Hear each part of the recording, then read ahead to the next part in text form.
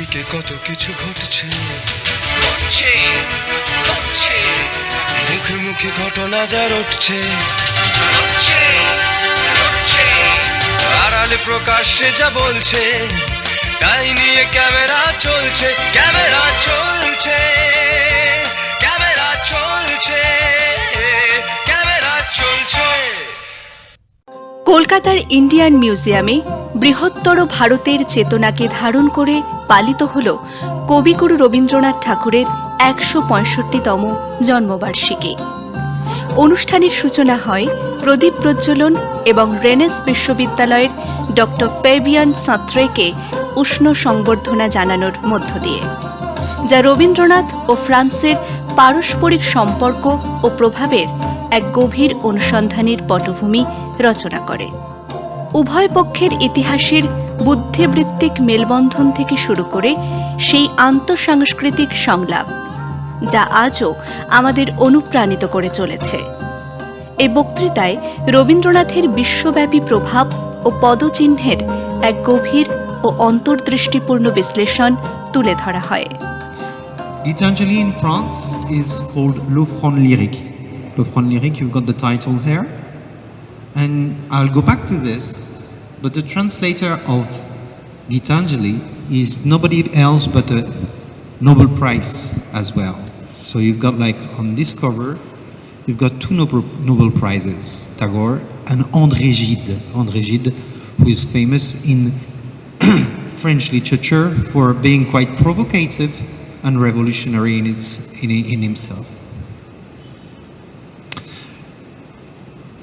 Now also remember that Tagore went abroad a lot, and he spent several, he went to France not approximately 7 times, but there were journeys that were longer than others.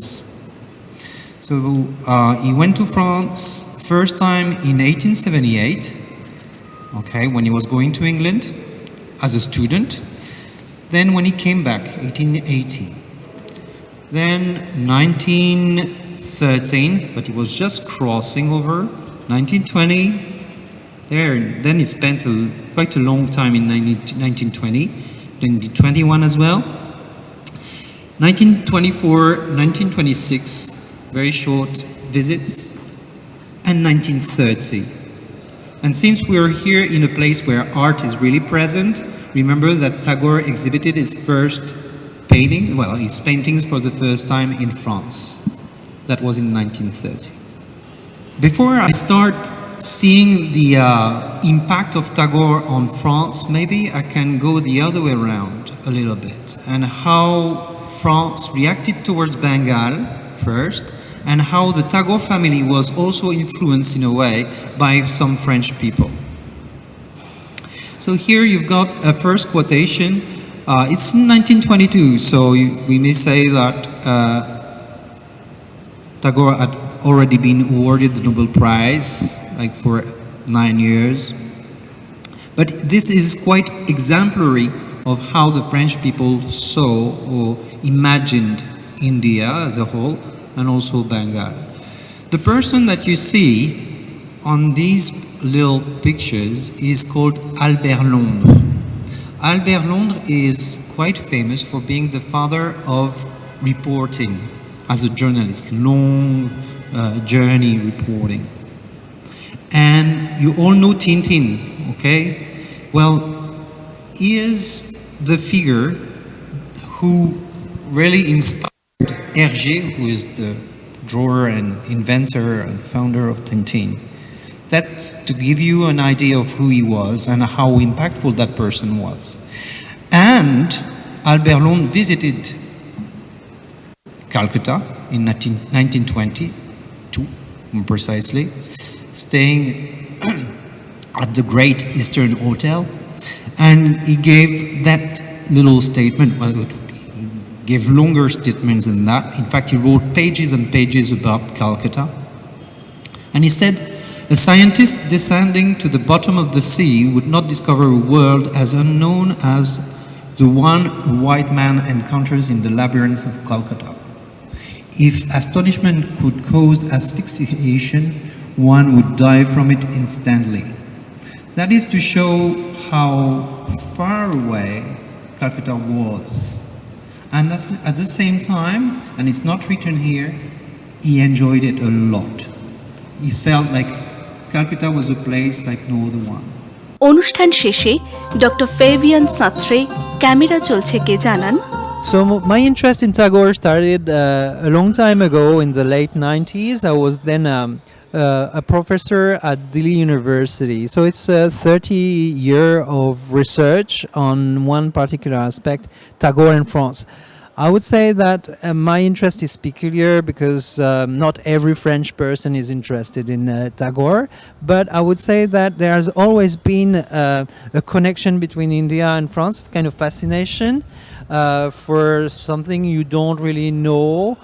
But at the same time, this appeal is telling about much more than countries or nations. It's just the feeling of being apt to go beyond what you already know. So India in France is probably the destination that you want to see, to discover, because inside you want to discover more about yourself. And Tagore is just exemplary of this. Discovering Tagore is discovering more about yourself, and it's discovering more about the other. So it's a nice love story.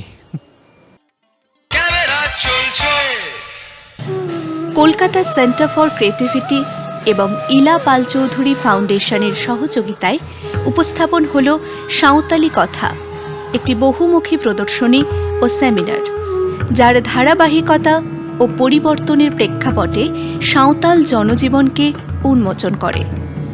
এই আয়োজনে গবেষণা, নথিপত্র এবং প্রত্যক্ষ অভিজ্ঞতার আলোকে সাঁওতাল সম্প্রদায়ের পরিচয়, ভাষা, সংস্কৃতি এবং সময়ের সাথে ঘটে চলা রূপান্তরকে গভীরভাবে নিরীক্ষা করা হয়েছে।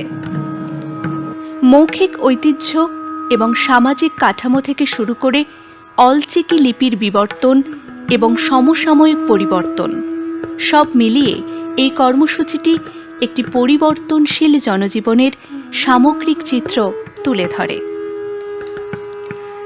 এই আয়োজনটি এশিয়ার অন্যতম বৃহত্তম এবং সাংস্কৃতিক দিক থেকে অত্যন্ত সমৃদ্ধ এক আদিবাসী সম্প্রদায়ের সূক্ষ্ম ও ক্রমবিকাশমান আখ্যানের সাথে পরিচিত হওয়ার এক অনন্য সুযোগ।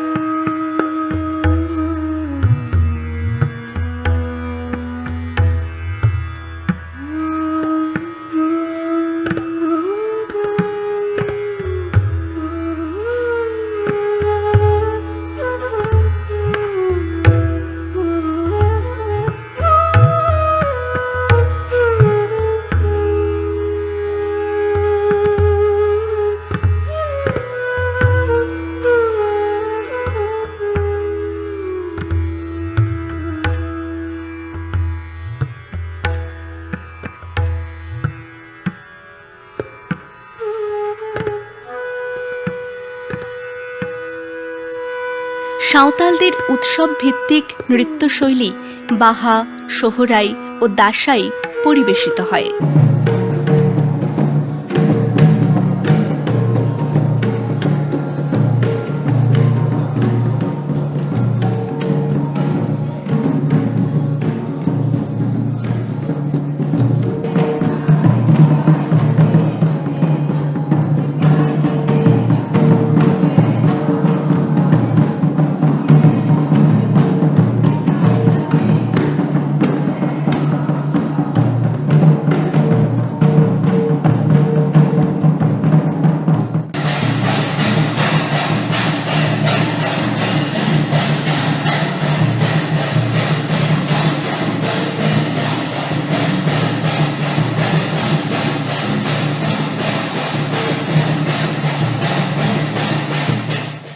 অনুষ্ঠান সম্পর্কে বক্তব্য রাখেন রুবি পাল চৌধুরী। আমি বহুদিন ধরেই আমাদের অধিবাসীদের উপরে ভীষণ একটা ভালোবাসা একটা আমার মধ্যে জেগেছিল, কারণ আমি 60 বছর ধরে ক্রাফট নিয়ে কাজ করেছি। সেই ক্রাফটের ডেভেলপমেন্ট, পলিসি ডেভেলপমেন্ট, মার্কেটিং ইত্যাদি ইত্যাদি। সেই সময় আমি সাঁওতালদের গ্রামগুলো দেখতাম, দেখে দেখে আমার মধ্যে ভীষণ জানতে ইচ্ছে করছে ওরা কারা, কীভাবে থাকে, কীভাবে ওরা জীবনযাপন করে। তার থেকে সব আবার আস্তে আস্তে জানতে পারলাম যে ওরা হচ্ছে প্রিমিয়াবল হ্যাবিটেন্টস of our world, and their theory is so practical, almost like a Noah's Ark and মানে বিবলিক্যাল স্টোরি, এবং আমাদের প্রি-ভেদিক রিলিজন হচ্ছে ওরা, মানে they have a lot of combination. অনুষ্ঠানে উপস্থিত পদ্মশ্রী স্বর্ণচিত্রকর আদিবাসীদের জীবনবৃত্তমূলক এক পটচিত্র ব্যাখ্যা করেন। এই পটগুলো সব দুমকা থেকে কিনেছিল, বিহার দুমকা থেকে। এইটা যেমন সাঁওতালদের জন্ম কাহিনী, এই যে জগন্নাথ, বলরাম, সুভদ্রা, ওরা ওই পাতাল থেকে মাটি এনে দিল, ওই কাচুয়ারাজ, হররাজ, ঝতরাজ। তো সেখান থেকে ওই আইন গায়ে বাইন গায়ে দুটো গাই হলো। তারপরে পিলচু হারাম আর পিলচু বুড়ির জন্ম হলো। তারপরে এবার ওদের 8টা মেয়ে হলো একটা জঙ্গলে। ওই জঙ্গল ছেড়ে ওরা অন্য জঙ্গলে বাস করতেন, কেননা মানে শিকারে যেয়ে। তারপরে ওখানে হলো আবার 7টা মেয়ে হলো। তারপরে ওখান থেকে ওরা ওই জঙ্গল ছেড়ে অন্য জঙ্গলে গেল। ওরা ভাই বোন বলে চিনে না, জানে না। তারপরে ওই ভাই বোনদের মধ্যে বিয়ে হলো। কিন্তু পিলচু হারাম আর পিলচু বুড়ি ওরা তো জানে পৃথিবীর মানুষ বলতেই ওরা। তো তখন যখন ওরা বিয়ে করে বাড়ি যাচ্ছে, মানে শিকার করতে যেয়ে দেখা হলো। তো বিয়ে করে যখন বাড়ি যাচ্ছে, তখন পিলচু হারাম আর পিলচু বুড়ি প্রচুর হাঁড়িয়া খায়। হাঁড়িয়া খেয়ে পিলচু হারাম মারা যায়। তো তখন পিলচু বুড়ি বলছে, এ হারাম, চিকেন হারাম, লেহেন হারাম। তো বুড়াও গজে না, বুড়িও গজে না। তো দুজনে মারা গেল। তারপরে ওদের ছেলে মেয়ের মধ্যে একজন ছেলে, সে হচ্ছে যাদবগুরু। সেই যাদবগুরু এসে পটের মাধ্যমে দেখাচ্ছে যে বাবার চক্ষুদান সোনাতে রূপোতে, মায়ের চক্ষুদান তুলসী সেকান্তে, আর থালা বাসন কাঁসা দান করতে বলছে। তারপরে মালা দিয়ে ওদের বরণ করে ওদের স্বর্গে যাওয়ার জন্য মানে প্রার্থনা করছে। এটাই হচ্ছে এর গল্প।